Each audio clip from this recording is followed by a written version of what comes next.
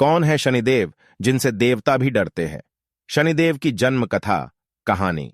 शनिदेव मंत्र हिंदू धर्म में देवी देवताओं का बहुत अधिक महत्व होता है।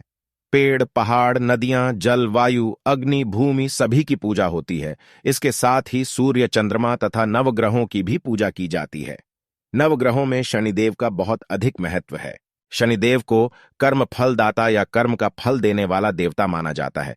किसी भी तरह के हवन या यज्ञ शनिदेव को आहुति अवश्य दी जाती है। चलिए कर्म फलदाता शनिदेव के महिमा के बारे में और ज्यादा जानते हैं।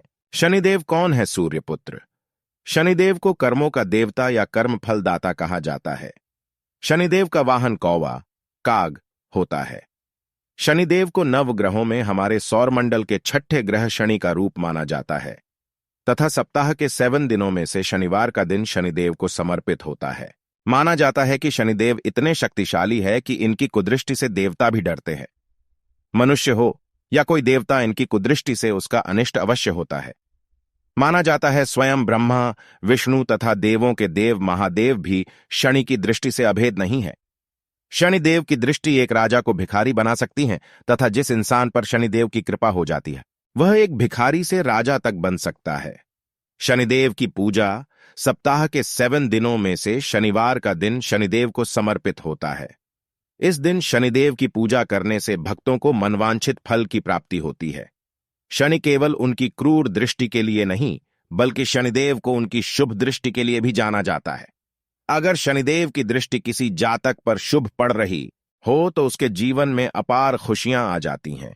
इन्हें कर्मों का देवता या कर्म फलदाता कहा जाता है। ऐसे में शनिदेव को प्रसन्न करने के लिए कई उपाय किए जाते हैं। शनिवार के दिन शनिदेव के मंदिर में जाकर सरसों के तेल का दिया जलाने से तथा 7 तरह का अनाज चलते पानी में प्रवाहित करने से शनिदेव की कृपा होने लगती है। शनिवार के दिन काले रंग के कुत्ते को भी तेल लगाकर रोटी खिलानी चाहिए। इससे भी शनिदेव की कुदृष्टि का प्रभाव कम होने लगता है।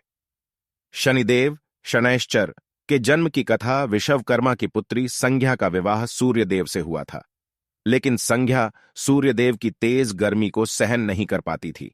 इसलिए उन्होंने अपनी शक्ति से अपनी जैसी दिखने वाली एक स्त्री छाया बनाई और उससे कहा कि तुम हमेशा सूर्यदेव के साथ उनकी पत्नी के रूप में रहना और मेरे यहां से चले जाने की सूचना सूर्यदेव को कभी मत देना। यह कहकर संज्ञा अपने पिता के घर वापस आ जाती है। वहां सूर्यदेव और छाया से एक पुत्र का जन्म होता है जिसका नाम शनैश्चर रखा जाता है। शनैश्चर के जन्म से सभी देवता तथा मनुष्य भयभीत हो गए थे क्योंकि उन्होंने तीनों लोकों पर अधिकार कर लिया था। शनिदेव जहां भी जाते या जिस पर भी अपनी दृष्टि डालते उसका अनिष्ट आरंभ हो जाता। जब सभी देवता कोई रास्ता नहीं खोज पा रहे थे वे अंत में भगवान शिव के पास गए और उनसे मदद की गुहार लगाई कि वे शनिदेव से उनकी रक्षा करें। शिव जी ने मन ही मन शनिदेव का ध्यान किया और शनिदेव तुरंत ही महादेव के समक्ष उपस्थित हो गए। तब महादेव ने कहा कि वह क्यों सबको प्रताड़ित कर रहे हैं। शनिदेव बोलते हैं, भगवान इसमें मेरा कोई दोष नहीं है। मेरी जन्म से ही ऐसी प्रवृत्ति रही है कि मैं अशांत रहता हूं। कृपा करके मेरे लिए कोई अच्छा मार्ग सुनिश्चित करे। तब शनिदेव को समझाते हुए भगवान शिव ने कहा, किसी भी कुंडली में पहले, दूसरे, चौथे, 8वें तथा 12वें भाग में आप विरोधी और अमंगल रहेंगे।